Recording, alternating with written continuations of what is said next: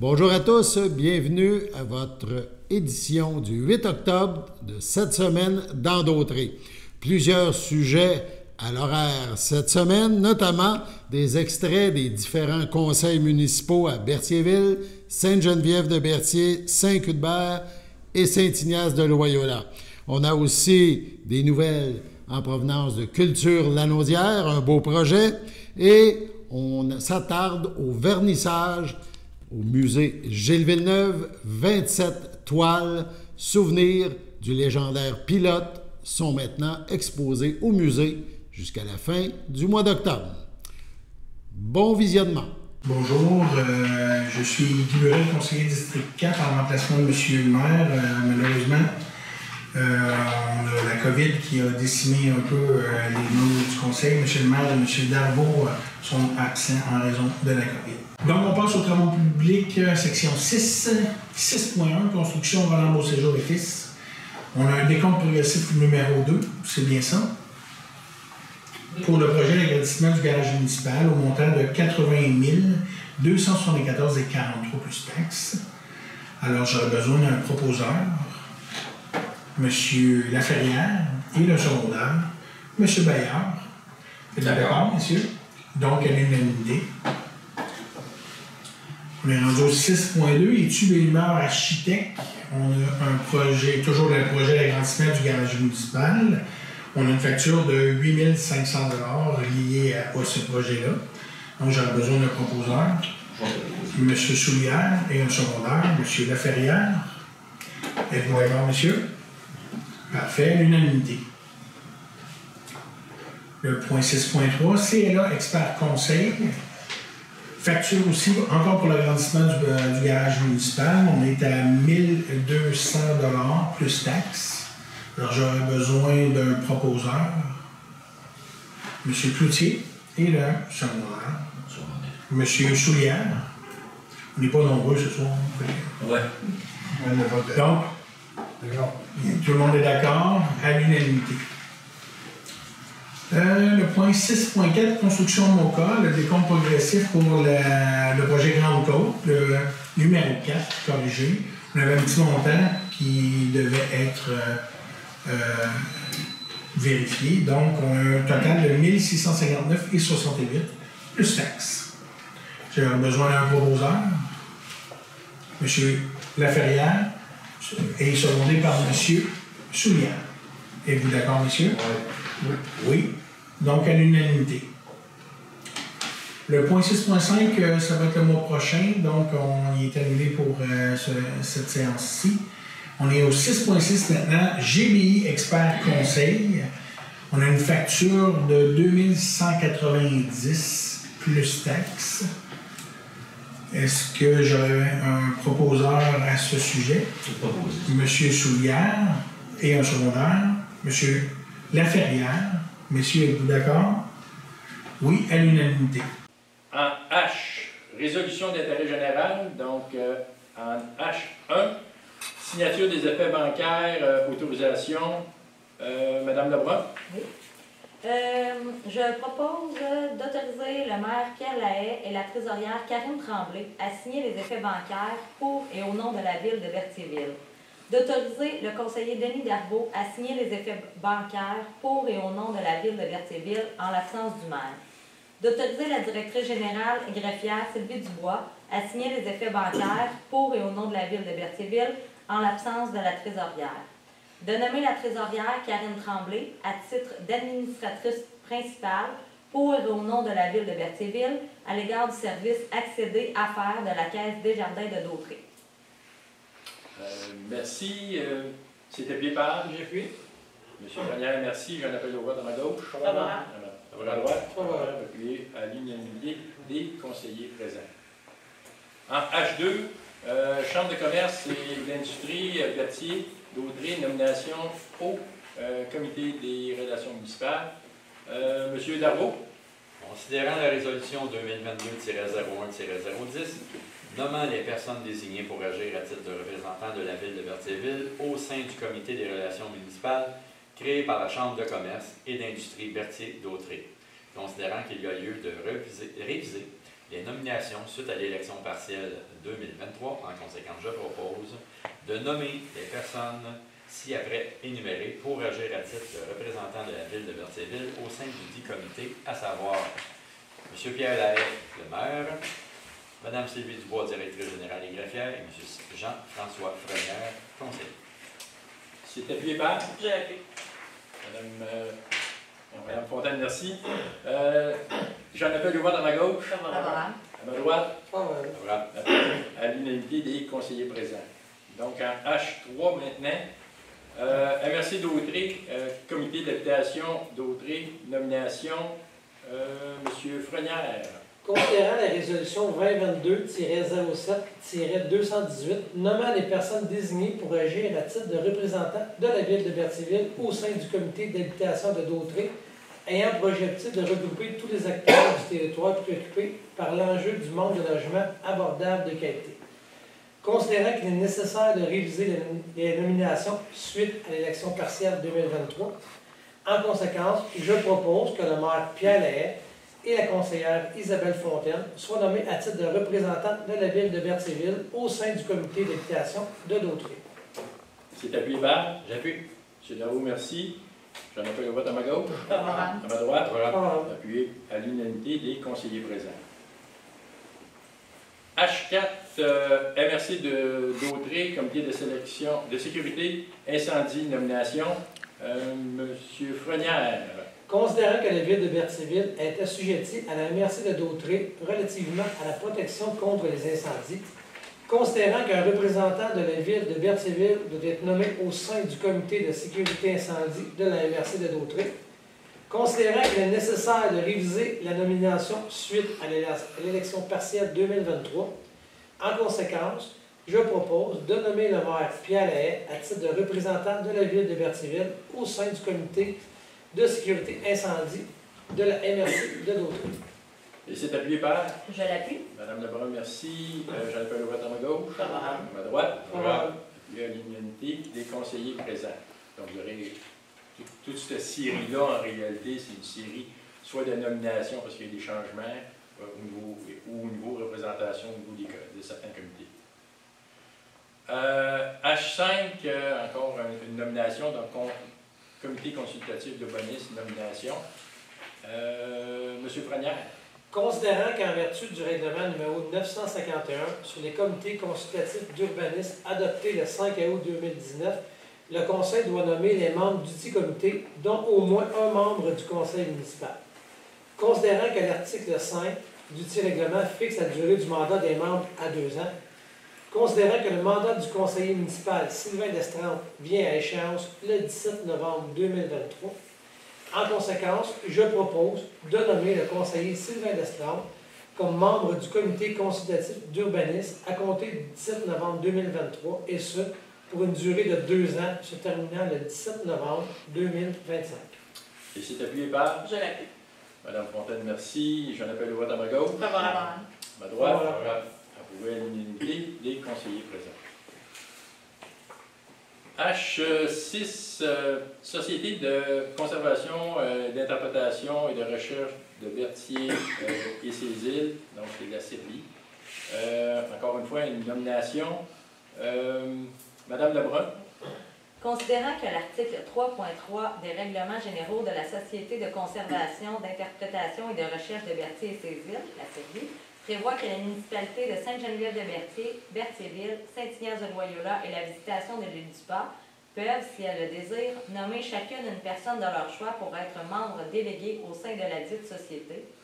Considérant que l'article 13 des règlements généraux prévoit également que les membres délégués font partie du conseil d'administration de la Serbie, considérant qu'il est nécessaire de réviser le représentant désigné par la ville de Berthierville tenant compte de l'élection partielle 2023, en conséquence, je propose de désigner le conseiller Denis Darvaux pour agir à titre de membre délégué au sein de la Société de conservation, d'interprétation et de recherche de Berthier et ses îles, et de confirmer que la présente résolution remplace la résolution numéro 2021-12-309. Merci. Et c'est appuyé par? Par moi-même, c'est bien Destrempe, j'appuie. Monsieur Destrempe, merci.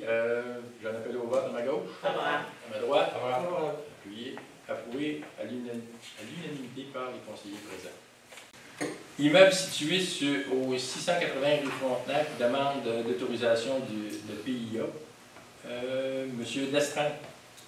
Considérant la demande déposée le 20 septembre 2023 relative au règlement 918 sur les plans d'implantation et d'intégration architecturale, le PIA, déposé par le propriétaire en regard de l'immeuble connu et désigné comme étant le lot numéro 3 451 377 et 3 452 323 du cadastre du Québec, portant le matricule 2904-97-7601 et situé au 680 rue de Frontenac.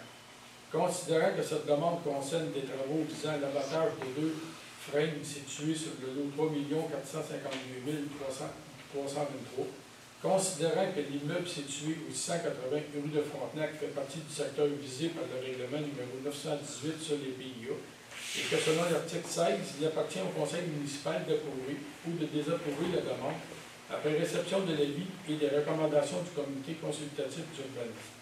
Considérant que les critères de l'article 20.7 du règlement stipule que les arbres coupés doivent être remplacés par une quantité suffisante de végétaux permettant de recréer l'ambiance de verdure qui existait auparavant, tout en tenant compte du potentiel de croissance des arbres plantés. Considérant que les frames sont situés entre la rive et l'emprise de la rue de Frontenac, et qu'en raison de la présence du muret et des cèdres existants, cet endroit est peu propice à la plantation de nouveaux arbres. Considérant que les membres du comité consultatif d'urbanisme ont recommandé à l'unanimité au conseil municipal d'accepter la demande d'autorisation relative au règlement des PIA sans exiger la plantation de nouveaux arbres. En conséquence, je propose d'accepter la demande relative au règlement numéro 918 sur les plans d'implantation et d'intégration structurelle pour l'immeuble situé au 680 rue de Frontenac et d'autoriser les travaux d'abattage des frames tels que décrits dans la lettre déposée le 20 septembre 2023. Merci. C'est appuyé par? Je m'appuie. Mme Fontaine, merci. J'en appelle au vote à ma gauche. Favorable. À ma droite? Favorable. Appuyé à l'unanimité par les conseillers présents. Donc, on est rendu à H9. Immeuble situé au 750 rue de Frontenac, demande d'autorisation de PIA. Bon, venez. Monsieur Destran. Considérant la demande datée du 13 septembre 2023 relative au règlement 918 sur les plans d'implantation et d'intégration structurelle de PIA, déposé par le propriétaire en regard de l'immeuble connu et désigné comme étant le lot numéro 3 450 632 du cadastre du Québec, portant le matricule 2904-95-1481 et situé au 750 rue de Frontenac. Considérant que cette demande concerne les travaux visant l'abattage d'un frame, considérant que l'immeuble situé au 750 rue de Frontenac fait partie du secteur visé par le règlement numéro 918 sur les PIA, et que, selon l'article 16, il appartient au conseil municipal d'approuver ou de désapprouver la demande, après réception de l'avis et des recommandations du conseil consultatif d'urbanisme, le CCI. Considérant que les critères C de l'article 20.7 du règlement stipulent que les arbres coupés doivent être remplacés par une quantité suffisante de végétaux permettant de recréer l'ambiance de verdure qui existait auparavant, tout en tenant compte du potentiel de croissance des arbres plantés. Considérant que le frein est situé en cours latéral et que de nombreux arbres y sont déjà présents, rendant cet espace peu favorable à la plantation de nouvel arbres, considérant que les membres du comité consultatif d'urbanisme ont recommandé à l'unanimité au conseil municipal d'accepter la demande d'autorisation relative au règlement sur les PIA sans exiger la plantation de nouvel arbres. En conséquence, je propose d'accepter la demande relative au règlement numéro 918 sur les plans d'implantation et d'intégration structurelle pour l'immeuble situé au 750 rue de Frontenac et d'autoriser les travaux d'abattage du frame tels que décrits dans la lettre datée du 13 septembre 2023. Merci. C'est appuyé par? C'est appuyé par moi, merci. Mme Fontaine, merci. J'en appelle au vote à ma gauche. Favorable. À ma droite? Favorable. Oui, à l'unanimité des conseillers présents. La misère avec celui-là, ça. Seulement, je voudrais juste peut-être ajouter, Oui. dans les deux cas, les freins sont malades, sont affectés par la grille du frein. Donc, il faut le mentionner. Oui, C'est c'est peut-être pas mentionné dans dans la résolution. Là, on accepte l'abattage, mais parce qu'ils sont attaqués par l'Alpha du frère. Merci beaucoup. On risque d'en avoir pas mal de ces genres de choses-là. En tout cas, je pense que l'année prochaine aussi, on en aura quand même beaucoup de ça. Malheureusement. H10, immeuble situé au 851 rue de Montcalm, c'est un projet résidentiel intégré. Juste vous dire que celui-là, il y avait eu un refus du projet précédent, donc en août. Là maintenant, c'est une présentation d'un nouveau projet en conformité avec les demandes de la Ville. Donc, c'est à réduire la densité. Le bâtiment, marge de recul équivalent aux voisins et stationnement en arrière, qui étaient les points qui avaient été discutés. Puis, comme vous allez voir, le promoteur a fait des changements. Donc, M. Destrand. Considérant la demande déposée à l'égard du règlement numéro 944 relatif au projet résidentiel intégré, déposé pour l'immeuble connu et désigné comme étant le lot numéro 5 133 914 du cadastre du Québec, portant le matricule 2904-74-3040 et situé au 851 rue de Montcalm, ainsi que du lot vacant numéro 5 133 915. Considérant que le projet vise la construction de 3 nouveaux immeubles, de 3 logements, tels que décrits dans le document de présentation daté du 11 septembre 2023, soumis par le mandataire désigné par le propriétaire de l'immeuble. Considérant que les critères d'admissibilité prévus au règlement numéro 944 relatif au projet résidentiel intégré de la Ville de Berthierville sont rencontrés, à savoir 1. Contraintes relatives à la forme du terrain. 2. Impossibilité de rentabiliser le lot par un projet conventionnel. 3. Possibilité pour chaque bâtiment d'avoir leur branchement distinct. Considérant que tous les critères d'encadrement du dit règlement sont respectés, à l'exception du critère 28.3.1 qui stipule que la largeur minimale d'une allée véhiculaire doit être de 7 mètres. Considérant que le règlement prévoit que le caractère normatif n'a pas pour effet de rendre irrecevable une demande de projet résidentiel intégré ainsi que de le rendre inadmissible à l'approbation par le conseil municipal lorsqu'un ou des critères ne sont pas satisfaits. Considérant que la largeur de l'allée véhiculaire proposée est de 6 mètres, est conforme aux dispositions du règlement du zonage numéro 748 et ses amendements, considérant que par son implantation, son architecture ainsi que son aménagement paysager, le projet intégré s'inscrit dans le cadre bâti existant de façon harmonieuse et permet une rentabilisation des lots 5 133 914 et 5 133 915. Considérant que le projet intégré propose une superficie en espace libre supérieure aux normes prescrites par le règlement numéro 944 relatif au projet résidentiel intégré, ainsi que par le règlement de zonage numéro 748 et ses amendements. Considérant que les travaux d'aménagement paysager devront être réalisés conformément au plan soumis dans le document et présentation et complétés au plus tard 18 mois après l'émission du premier permis de construction, tel que prévu à l'article 7.11.3 du règlement du zonage numéro 748 et ses amendements. Considérant que les membres du comité consultatif d'urbanisme ont recommandé au conseil municipal d'accepter le projet résidentiel intégré, en conséquence, je propose d'accepter la réalisation du projet résidentiel intégré sur le lot 5 133 914 et 5 131 915, conformément aux documents de présentation soumis par le mandataire désigné. Merci. Et c'est appuyé par? M. Darbo, merci. J'en appelle au vote à ma gauche. À ma droite. Appuyé à l'unanimité des conseillers présents. Sécurité publique, règlement modifiant le règlement encadrant la taxe municipale pour le 911. Oui, donc on a un règlement numéro 29 qui impose un tarif relativement à l'opération des centres des appels d'urgence 911.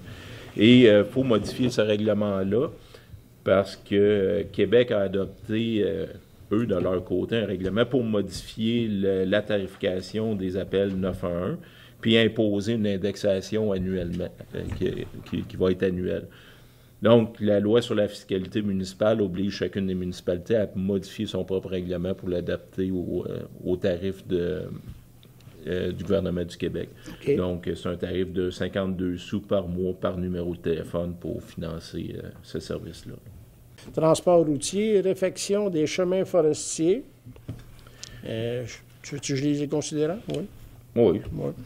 Considérant que l'entrepreneur Excavation Legault a fait un excellent travail pour la réfection des chemins forestiers confiés avec la résolution 14-07-2023, considérant qu'il reste 1 km à refaire à l'extrémité nord du Grand Rang Sainte-Catherine, considérant qu'une soumission au montant de 31 875 avant taxes a été déposée par le dit entrepreneur, en conséquence, il est proposé que le conseil municipal de Saint-Cuthbert accepte la soumission d'Excavation Legault au montant de 31 875 avant taxes pour la réfection du dernier kilomètre à l'extrémité nord du Grand Rang Sainte-Catherine.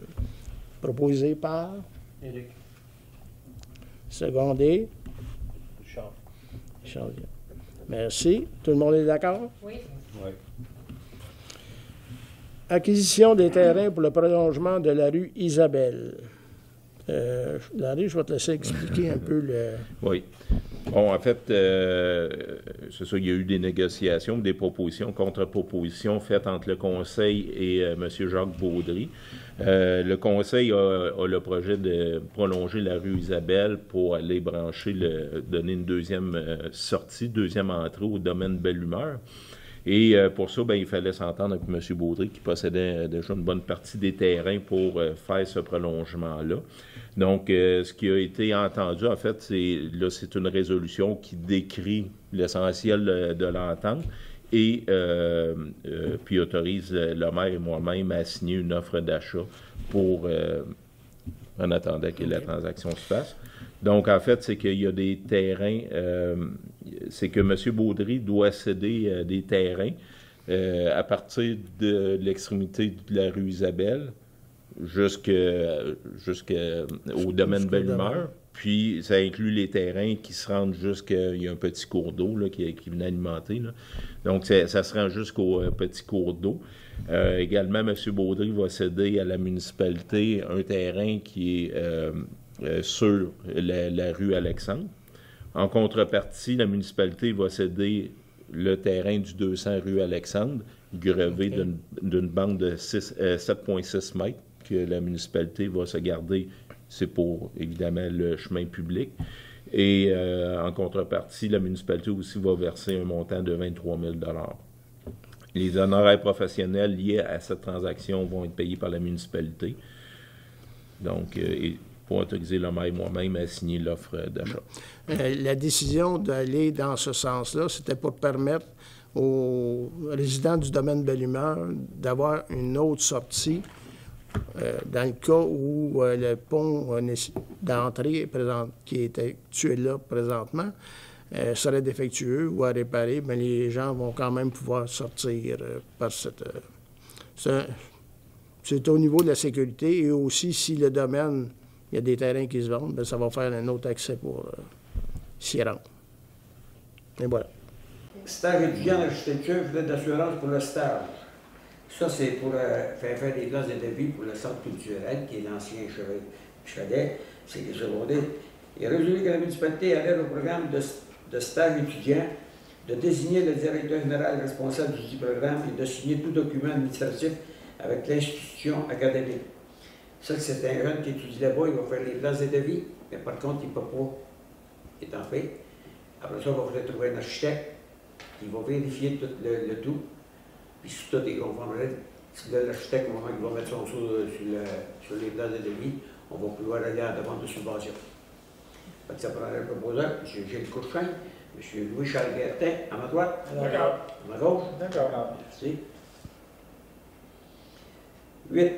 Entente relative aux cadets policiers pour la saison estivale 2024. Il est proposé secondé et résolu que la municipalité n'adhère pas à l'entente intermunicipale relative à la délégation du processus d'obtention des cadets policiers auprès de la Sûreté du Québec pour l'année 2024. C'est-à-dire à la MRC, on les avise comme quoi qu'on n'adhérera pas, on ne demandera pas les cadets pour l'année 2024.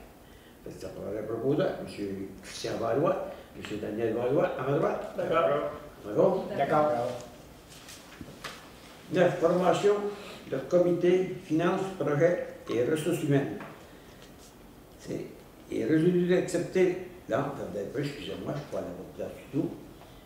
Il est proposé seconder et résolu de nommer les conseillers Daniel Valois et Gilles Courchaine au comité de finances, le conseiller Louis-Charles Guertin et la conseillère Mme Evelyne Latour au comité projet, et les conseillers M. Pierre-Luc Guertin et M. Christian Valois au comité de ressources humaines.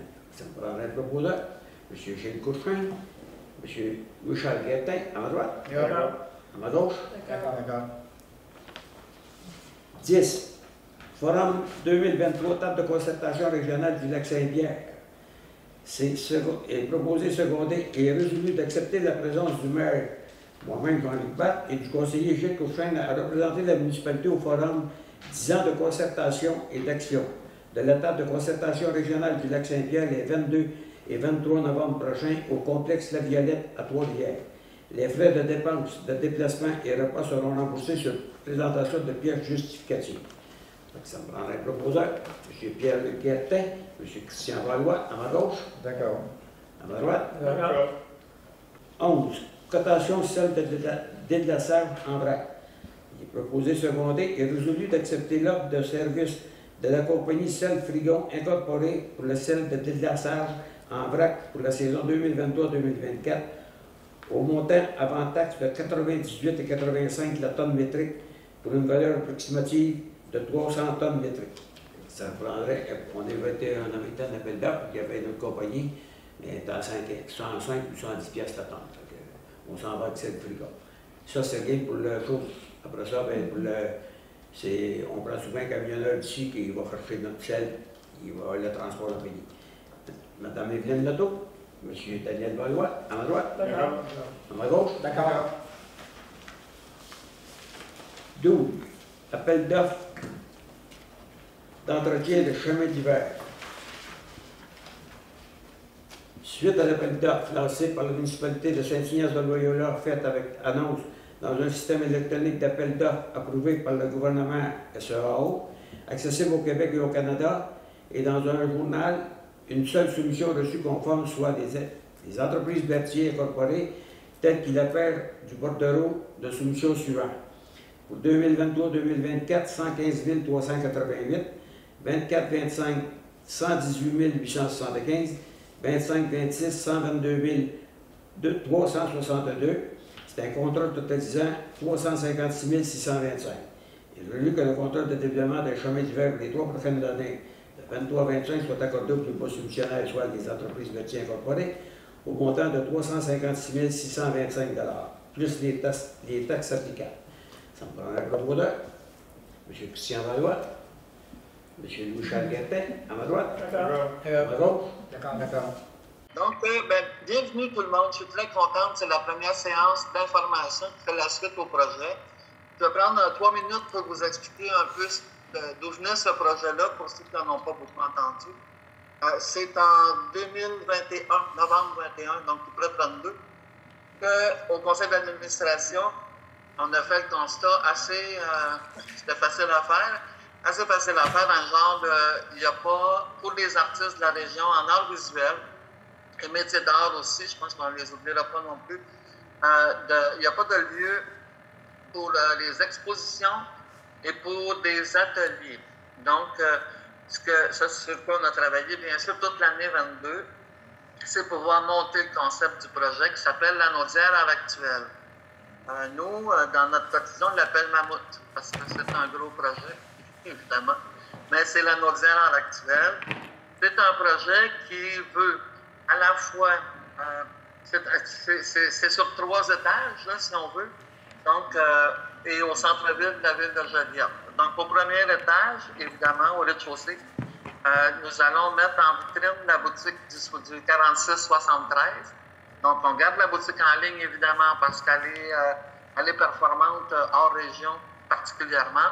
Mais il y aura donc la boutique, qui, elle, aura aussi des antennes à Terrebonne, à Repentigny et à l'Assomption.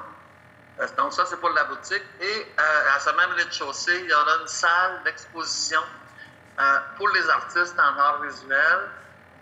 Donc, et pourquoi qu'on voulait une salle d'exposition, c'est que dans la région, il n'y en a qu'une qui est reconnue par le ministère de la Culture qui vous permet de mettre dans votre curriculum vitae que vous avez été invité à cette salle-là, c'est le Musée d'art de Joliette.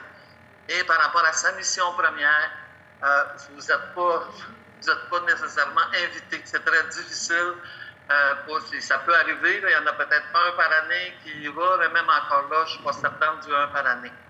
Donc, le concert, on a parlé avec le musée là, pour bien s'assurer qu'on était en complémentarité, ainsi que toutes les autres salles d'exposition de la région, je pense à Centre Diane-Dufresne par exemple, ou tout le réseau de la Naudière Mamuse, qui comprend bien sûr la chapelle de Québec, mais d'aucune n'est certifiée pour la professionnalisation des artistes.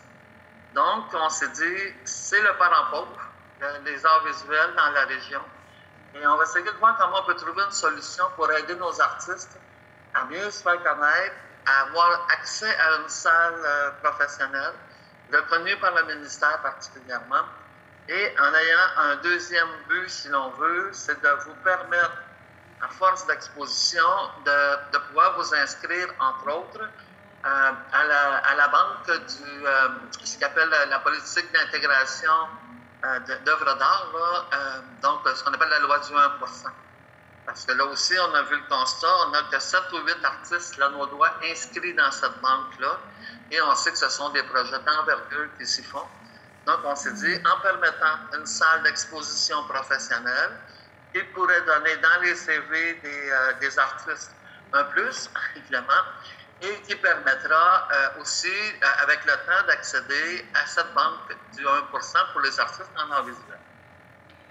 Au deuxième étage, on sait qu'on veut mettre des ateliers. Tantôt, vous êtes dans le choix. Là, je vous l'explique, mais après ça, on va discuter, parce que je vais vous demander, pensez-y pendant ce temps-là, quel genre d'atelier vous apparaît le plus intéressant qu'on n'a pas dans la région. Je vais y revenir plus précisément tantôt. Pour que vous puissiez y accéder. C'est un deuxième étage de bâtiment qui sera le lieu des artistes. Donc, il n'y aura que des artistes à cet étage-là. Vous aurez accès 24/7 si vous voulez. C'est une place où est-ce que l'on vise, bien sûr, la création, okay, la production, et nous, avec la diffusion avec la salle et bien sûr avec la boutique, la commercialisation. Donc, on essaie de couvrir les quatre grandes phases du cycle des arts, donc création, production, diffusion et commercialisation. Donc, le tout dans un même bâtiment. Donc, et le troisième, bien sûr, nous y serons logés. Nous, on va déménager là parce qu'on sera chez nous, évidemment. Le bâtiment et ça va bien?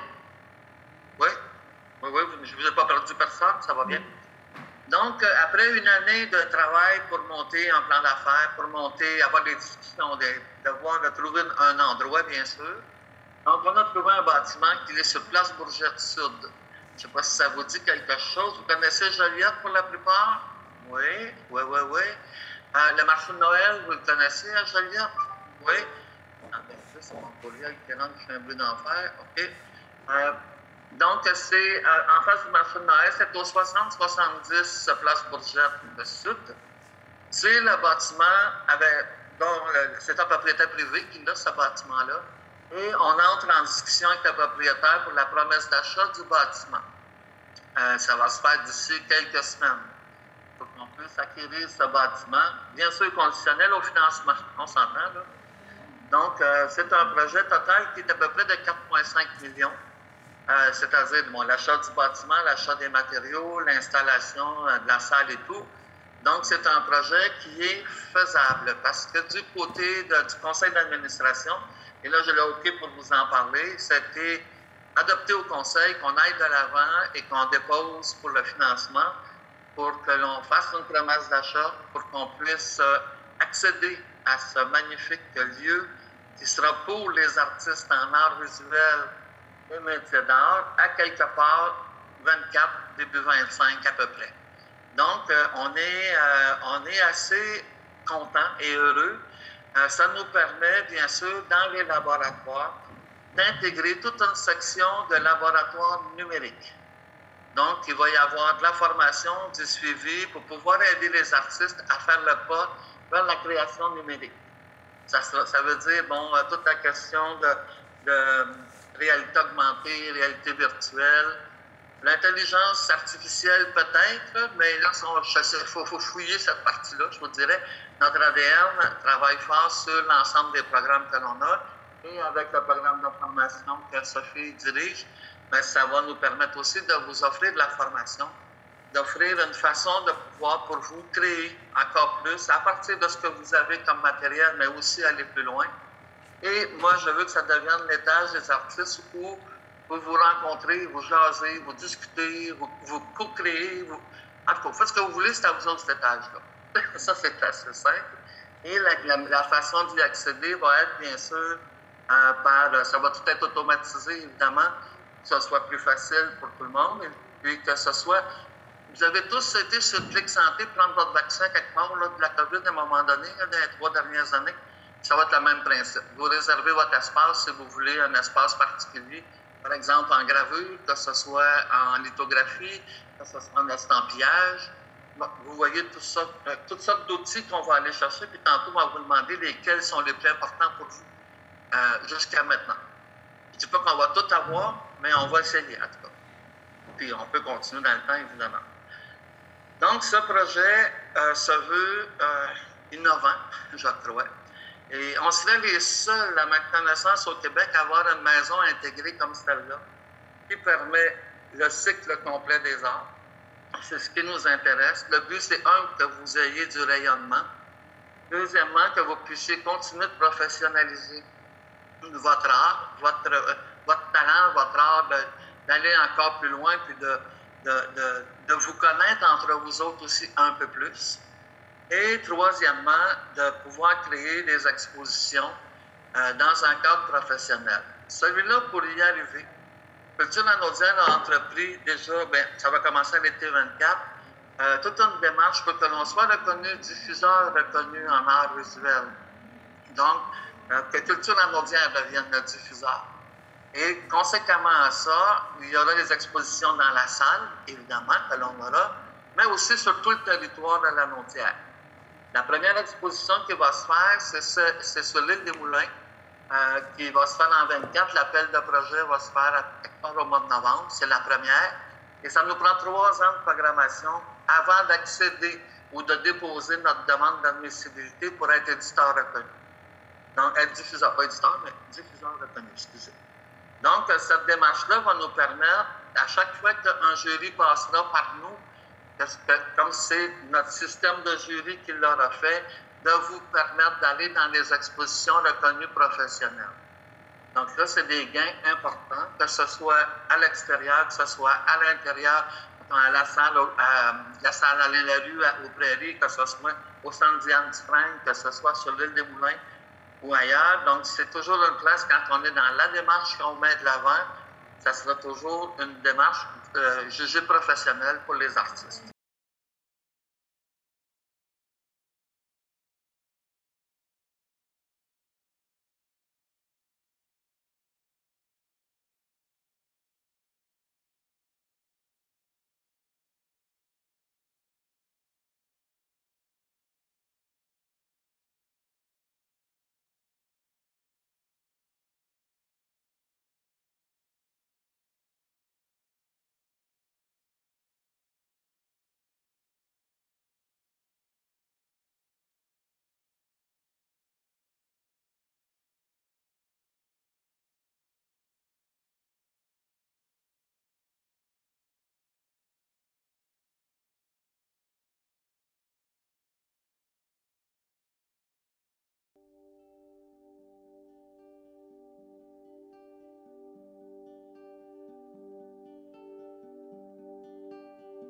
Bonjour. Donc, Jocelyne Aubry de l'école de yoga Espace Terra Yoga. Je vous reviens avec une capsule. J'espère que vous allez bien. Et cette semaine, on va faire un exercice pour assouplir les épaules. Fait que c'est un exercice avec les bras. Donc, on va faire différents mouvements avec les bras. C'est un enchaînement qu'on va faire. Mais avant d'aborder ce travail des épaules et des bras, je vous propose de prendre bien conscience de votre posture. Donc, on peut faire ça. Vous pouvez le faire en position assise, mais moi, je vais le faire debout. Fait que si vous pouvez le faire debout, allez-y debout. Fait que je place mes pieds parallèles, OK? Et un petit peu écartés.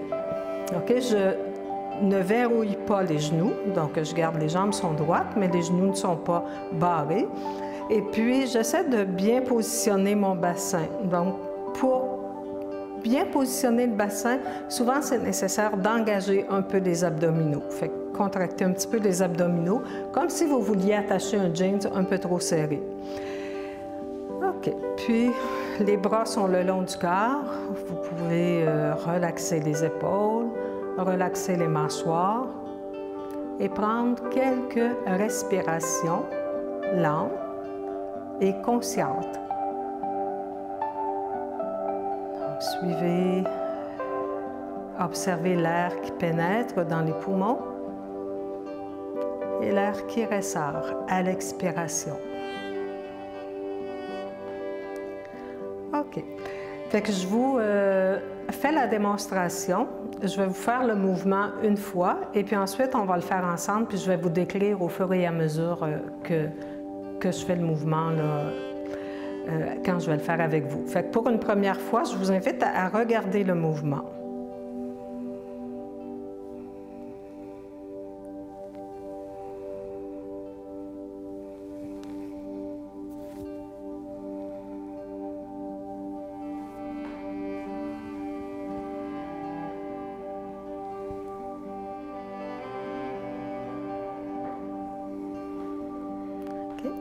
Fait qu'on va le faire ensemble et puis je vous décris au fur et à mesure. Inspiration, je soulève les bras. Expiration, je tourne la paume des mains vers le plafond. Inspiration, j'allonge les bras au-dessus de la tête, les paumes ensemble. Expiration, j'amène les mains devant le cœur. Inspiration, j'entrelace les doigts en allongeant les bras vers l'avant. Expiration, je ramène les paumes ensemble devant le cœur. Inspiration, j'allonge les bras au-dessus de la tête. Expiration, les bras allongés de chaque côté, paumes vers le ciel. Inspiration, paumes vers le sol. Expiration, les bras le long du corps.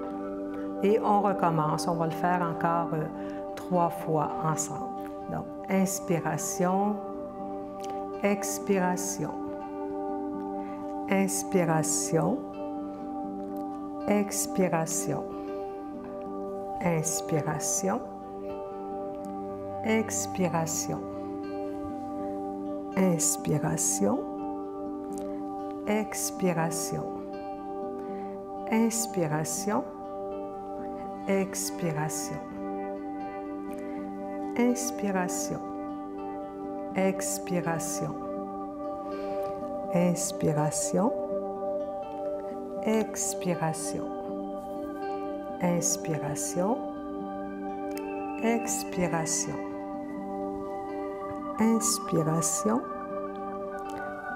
expiration,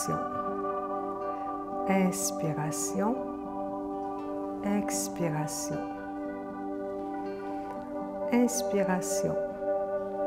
Expiration, inspiration, expiration, inspiration, expiration, inspiration, expiration, inspiration, expiration. On va rester immobile quelques instants et prendre conscience des sensations physiques, principalement au niveau des épaules, au niveau des bras. Donc, tournez votre regard vers l'intérieur pour observer les sensations.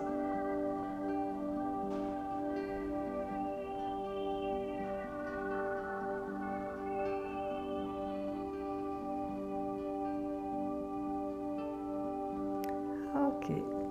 Donc, c'est un exercice que vous pouvez faire là, quand vous avez l'impression d'avoir des... C'est très bon à faire le matin, ça dégourdit, ça réveille les doigts, ça réveille les poignets, les coudes, les épaules. Si vous avez une limitation au niveau des épaules, si vous avez une capsulite ou quelque chose dans le genre, ne forcez pas. C'est vraiment très important de ne pas forcer, donc référez-vous au conseil de votre médecin, à ce que votre médecin vous dit si vous avez un problème d'épaule.